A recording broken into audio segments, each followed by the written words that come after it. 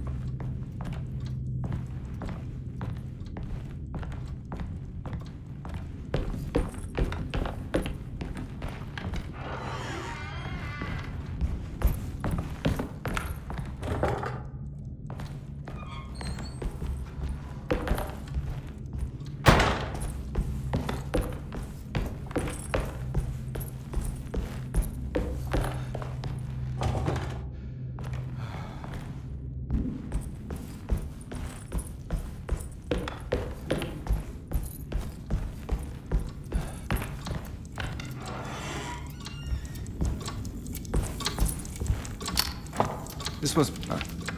looks like the plate that held the talisman in the seance room. But it's broken and missing some pieces.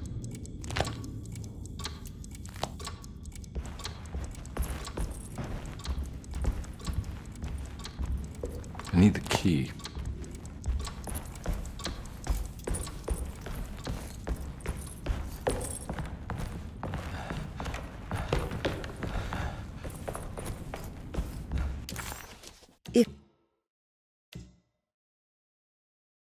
If it wasn't for the collection of peculiar statues, the old astronomical clock would draw every eye in the room.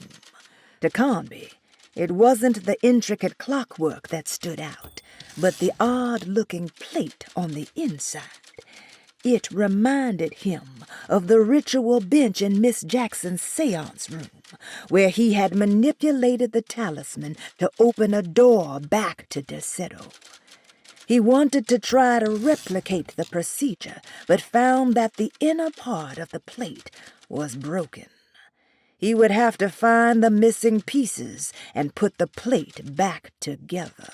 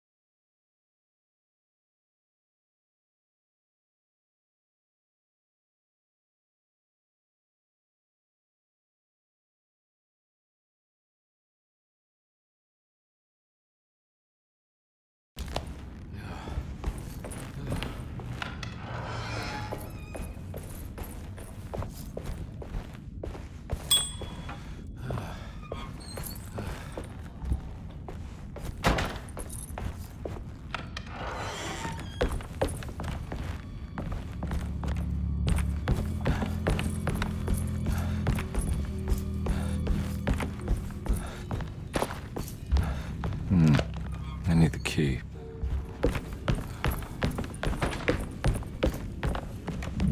There's no way I can get into this thing. Better leave it alone. There's no way I can get into this thing. Better leave it alone.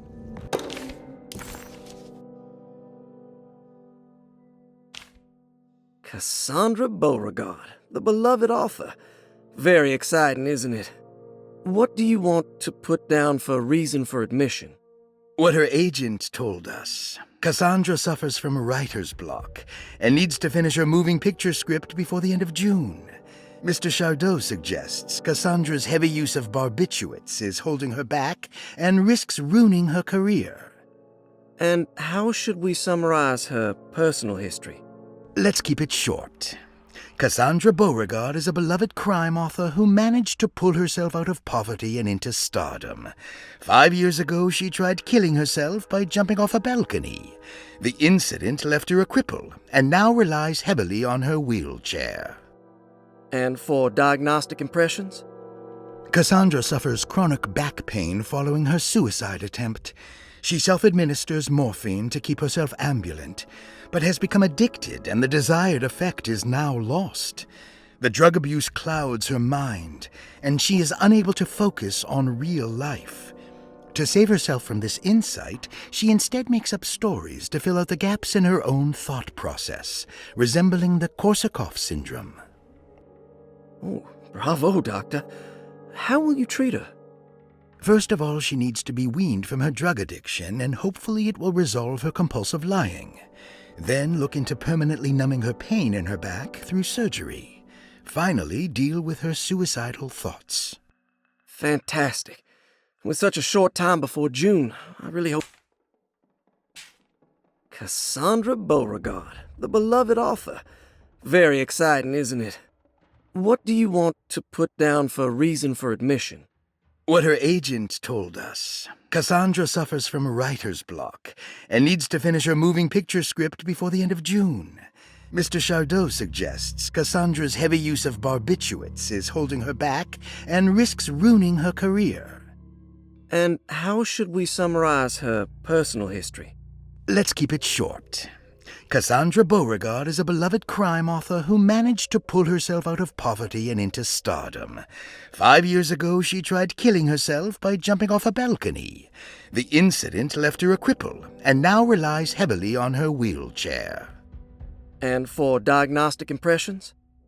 Cassandra suffers chronic back pain following her suicide attempt. She self-administers morphine to keep herself ambulant, but has become addicted and the desired effect is now lost.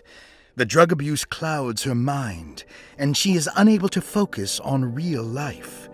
To save herself from this insight, she instead makes up stories to fill out the gaps in her own thought process, resembling the Korsakoff syndrome. Oh, bravo, Doctor. How will you treat her? First of all, she needs to be weaned from her drug addiction, and hopefully it will resolve her compulsive lying. Then look into permanently numbing her pain in her back through surgery. Finally, deal with her suicidal thoughts. Fantastic. With such a short time before June, I really hope she gets better soon. We will do what we can.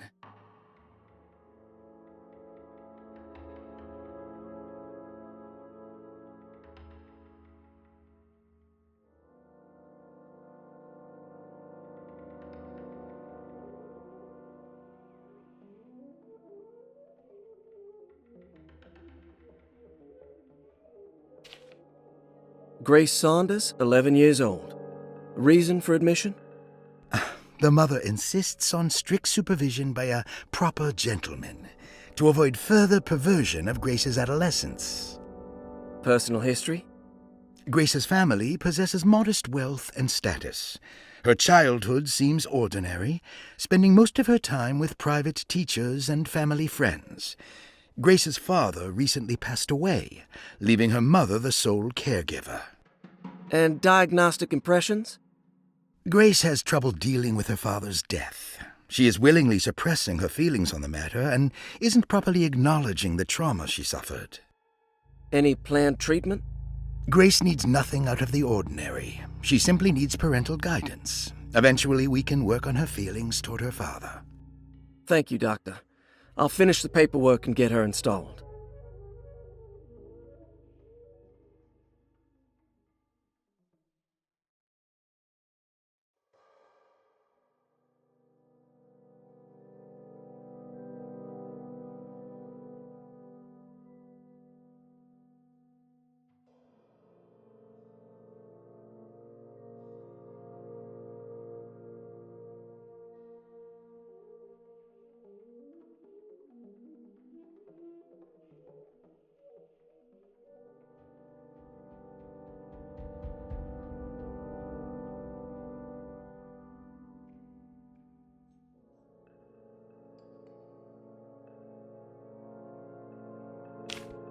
Malcolm McCarthy, 54 years of age.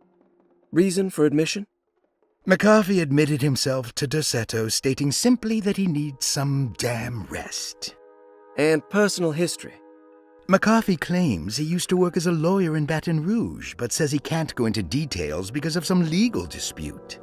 His background remains largely a mystery, except for the occasional clue that he drops in conversation. Huh. And diagnostic impressions? McCarthy is an anxious man and an alcoholic. He often tells half-truths due to some deep-seated inability to trust other people. And how will you treat that? McCarthy will take some time to open up. Spending time with Jack's dog or the child should be good for him. Their harmless nature will help build his sense of trust. Thank you, Doctor.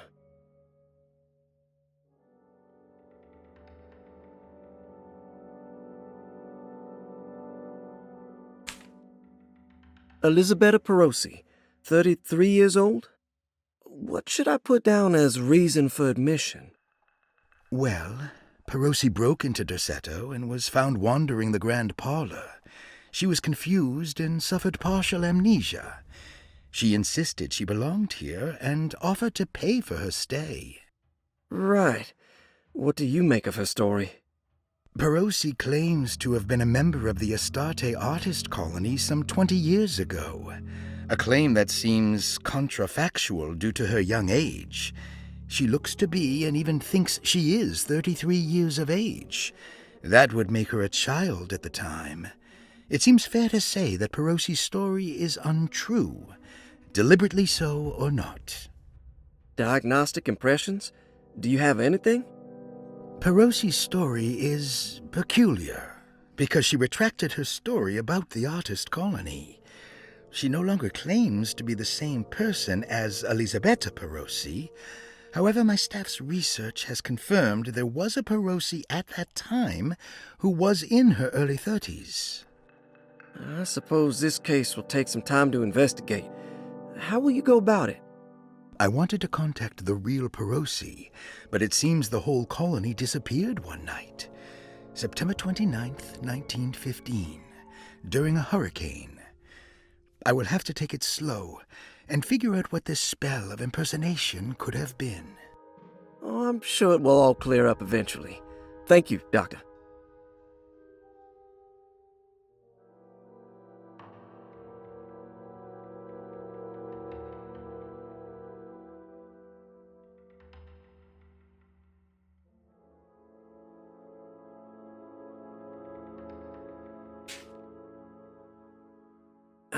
Ruth Talon, 29 years of age.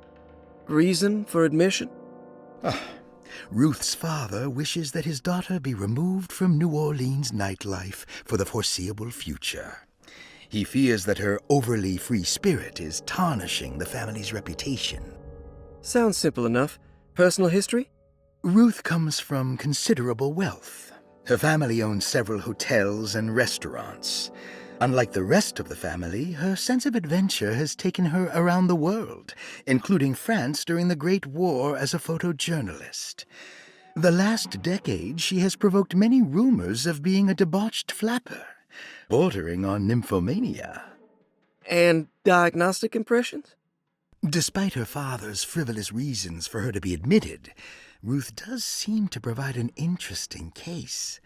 She is refreshingly open and doesn't shy away from talking about her life during the war or her continuous celebration after returning to the States. She is admittedly a sexual deviant and feels no remorse. And her treatment plan? Simply staying at Derceto should do wonders for Ruth.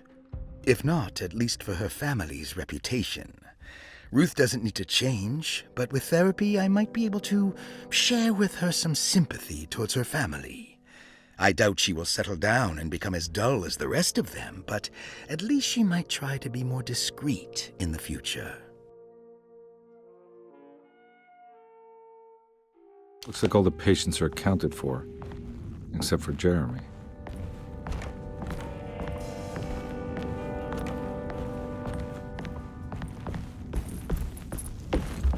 I need the key.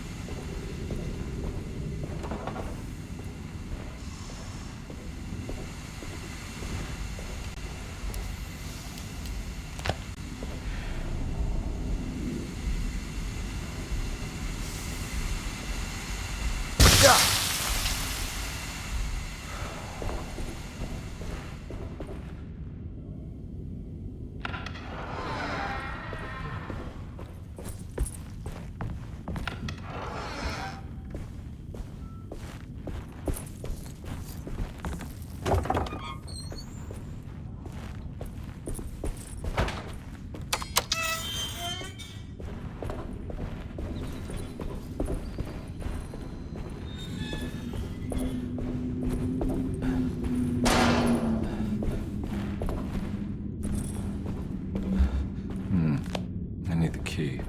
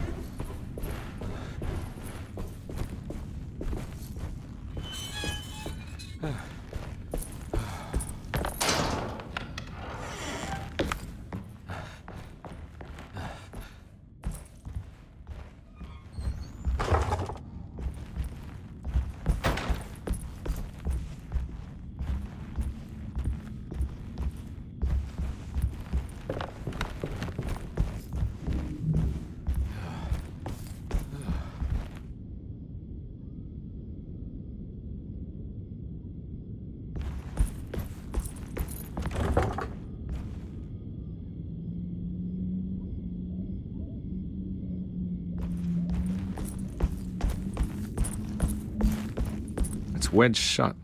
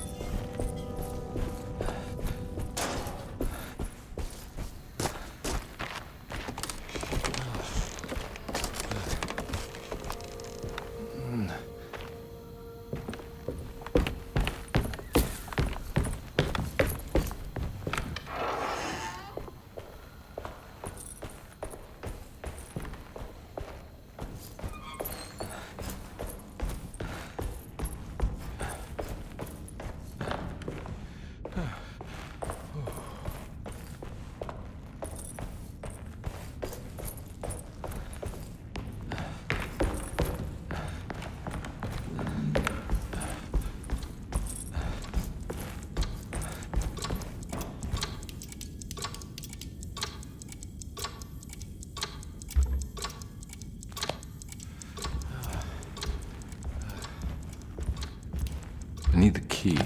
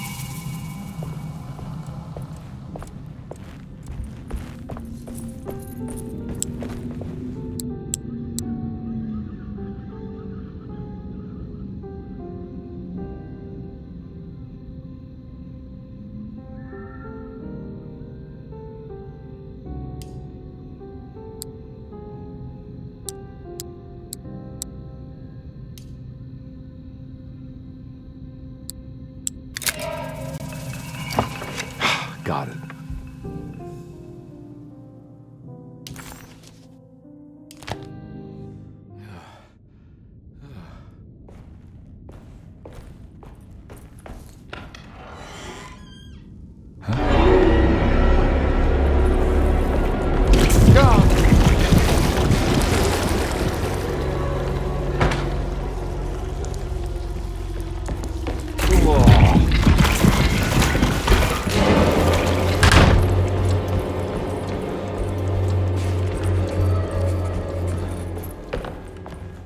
What the hell is going on?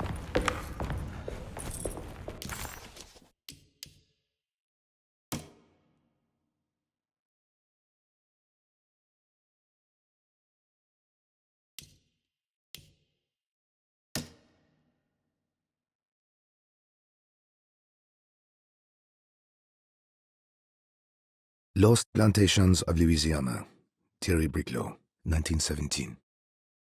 Derceto was a small plantation on the eastern shore of Lake Pontchartrain.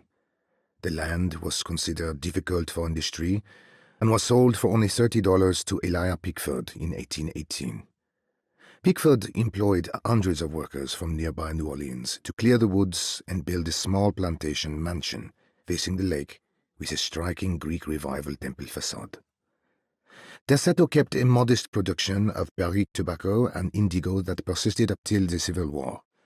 During the antebellum era, Derceto was the source of many rumors concerning voodoo and witchcraft. People who traveled the lake reported seeing people dance at night in front of bonfires, bleating and wailing. On June 17, 1862, Captain J.W. Norton of the Union Army recounts leading a raiding party from ships anchored in Lake Pontchartrain in order to seize control of Derceto and free the slaves working there. The captain was surprised to find the workers fighting back with unprecedented zeal. Norton's account describes these men and women as enraged with fanaticism. Pickford reportedly tried to placate the raiders, but was shot in the confusion. Captain Norton left the mansion burning and retreated to his ships with his men. Derceto was left in ruins for several decades. The ownership of the land was long disputed and returned to the Ledoux family in 1901.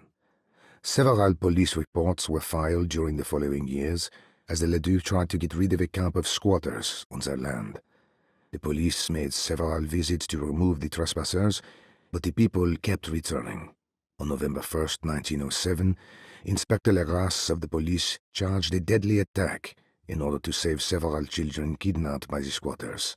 Many were killed, and even more were jailed. The following year, Ledoux rebuilt Derceto, incorporating the surviving stone foundation and adding a magnificent wrought iron conservatory. The farmland had been reclaimed by the surrounding woods, so it was no longer profitable to use as a plantation. Instead, the house was turned into an artist's colony. The Astarte Artist Colony was a successful group of artists, including figures such as painter Heinrich Cassel and poet Nora Keith.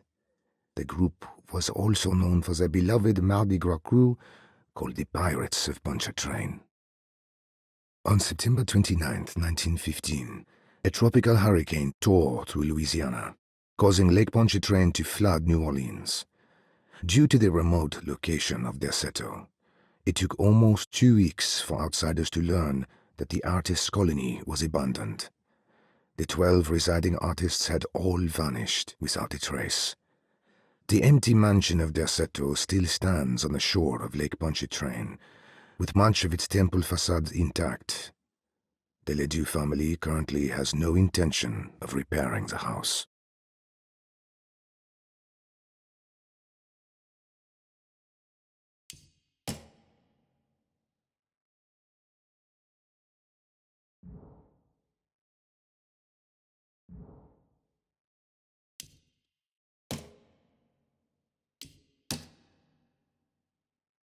I did it! I crossed the thresholds to my intended destination without a focusing device. My talisman now knows these roads, and I have no need for the plates. I can find my way to Lafayette as easy as I find my own room. You know, Mr. Waits,